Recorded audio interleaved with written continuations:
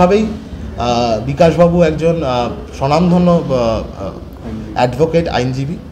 উনি আইনজীবীর জায়গা থেকে ওনার যা মনোভাব সেই মনোভাব উনি হয়তো রেখেছেন। উনি সেটা বলতে পারবেন যে কোন আইনের কোন প্রেসিডেন্স ইত্যাদি কী কী জায়গা আছে, সেগুলো আমাদের জানার কথা নয়। এক নম্বর। দু নম্বর কথা, আমাদের কি মনোভাব? আমাদের এটাই মনোভাব যে যোগ্য অযোগ্য আলাদা করতে হবে এবং এই আলাদা করবার দায় সরকারকে দায়িত্ব নিতে হবে। বিচার ব্যবস্থার এই দায় নয়। যোগ্য অযোগ্য আলাদা করবার দায় বিচার ব্যবস্থার নয়, যোগ্য অযোগ্য আলাদা করবার দায় সরকারের।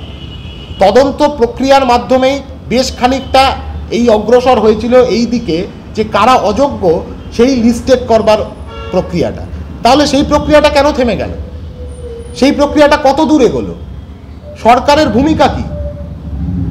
সরকার অযোগ্য বলে যোগ্য চাকরি প্রার্থীরা তারা চাকরি পাবে না বা চাকরিতে তারা বহাল থাকবে না?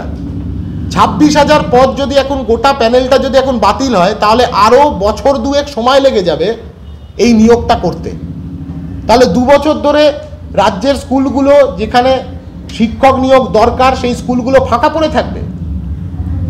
ইমিডিয়েট যোগ্য অযোগ্য আলাদা করে যারা যোগ্য তাদের চাকরি বহাল রাখা এবং যারা অযোগ্য হিসেবে প্রতিপন্ন হয়েছে তদন্তের মাধ্যমে প্রয়োজনে তাদের রিএক্সামিন করা হোক।